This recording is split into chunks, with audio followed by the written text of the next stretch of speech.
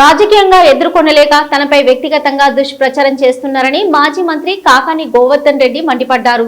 నెల్లూరులో ఆయన మీడియాతో మాట్లాడుతూ 2014లో టీడీపీ అధికారంలోకి వచ్చిన తర్వాత అక్రమ లేఅవుట్లు వేశారని, సోమిరెడ్డి అనుచరుడు పోలేరమ్మ ఆలయ భూములను కూడా ఆక్రమించారని, అక్రమ లేఅవుట్లపై కలెక్టర్కు ఫిర్యాదు చేయడంతో ఆయన విచారణకు ఆదేశించారని కాకాని తెలిపారు.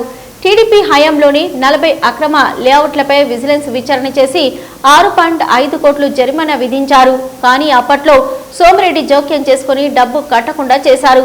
ఈ వ్యవహారం అంతా టీడీపీ ప్రభుత్వం హయాంలోనే జరిగిందని కాకాని వివరించారు. నా వద్ద అన్ని ఆధారాలు ఉన్నాయి. టీడీపీ కూటమి ప్రభుత్వం అధికారంలో ఉంది.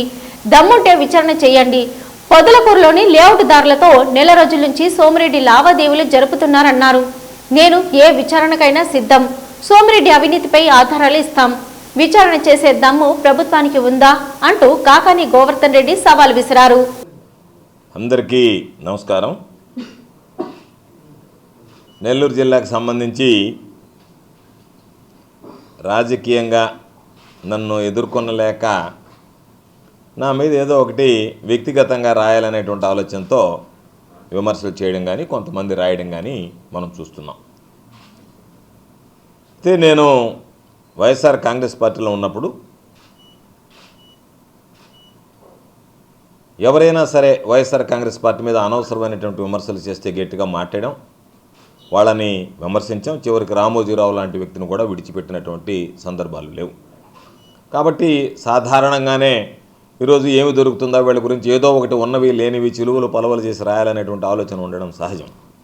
అయితే వాళ్ళు రాశారు, ఆ పేపర్లో వచ్చింది, ఆ పేపర్కి ఎంత విలువ ఉంది, విశ్వసనీయత ఉంది అనేటువంటిది పక్కన పెడితే అటువంటి పత్రికల గురించి పట్టించుకోవాల్సినటువంటి అవసరం లేకపోయినా ఈరోజు జరిగినటువంటి వాస్తవాలు మీడియా ద్వారా ప్రజలకు తెలియచేయాలి. కాబట్టి అందులో భాగంగా ఈరోజు ఈ సమావేశాన్ని ఏర్పాటు చేయడం జరిగింది.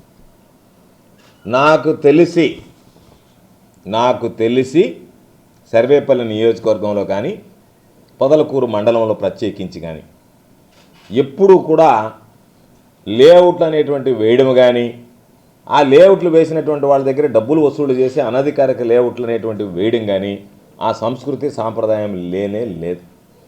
ఎవరన్నా ఉంటే లేఅవుట్లు వేసుకునేవాళ్ళు, వాటికి అనుమతులు ఉండేవి, కొన్నిటికి అనుమతులు ఉండేవి కాదు.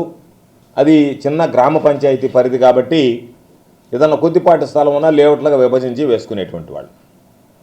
అంటే మొట్టమొదటిసారిగా తెలుగుదేశం ప్రభుత్వం అధికారంలోకి వచ్చిన తర్వాత 2014-2019 మధ్య విచ్చలవిడిగా ఈ అక్రమ లేఅవుట్ను ప్రోత్సహించడం, ప్రభుత్వ స్థలాలని కబ్జా చేయడం, చివరికి సోమిరెడ్డి అనుచరుడిగా ఉన్నటువంటి వ్యక్తే పోలేరమ్మ మాన్యం దేవుడికి సంబంధించినటువంటి స్థలాన్ని కూడా ఆక్రమిస్తే స్థానికంగా ఉండేటువంటి ప్రజలు దానిని ఎదుర్కొని ఆ ఆక్రమణలన్నింటిని కూడా తీసివేయడం జరిగింది.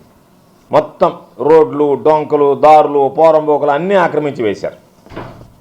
2019లో వైఎస్ఆర్ కాంగ్రెస్ పార్టీ అధికారంలోకి వచ్చిన తర్వాత పొదలకూరు గ్రామ పంచాయతీలో ఉండేటువంటి చాలామంది దాని మీద కలెక్టర్ గారిని కలిసి ఈ విధంగా ఎన్నడూ లేనటువంటి విధంగా అక్రమ లేఅవుట్లు వచ్చాయి, దానివల్ల ఇళ్ళు నిర్మించుకోవాలంటే ఇబ్బందులు వస్తున్నాయి, కాబట్టి వీటి మీద పూర్తి స్థాయిలో విచారణ జరిపించండి అని చెప్పి అడిగితే ఆ రోజు ఉన్నటువంటి బీజేపీకి సంబంధించినటువంటి వ్యక్తి ఇచ్చినటువంటి అర్జీ మీద 14/9/2019 ప్రభుత్వం కొత్తగా అధికారంలోకి వచ్చిన వెంటనే నెల్లూరు జిల్లా కలెక్టర్ గారు దీనిని విచారణకు ఆదేశించారు.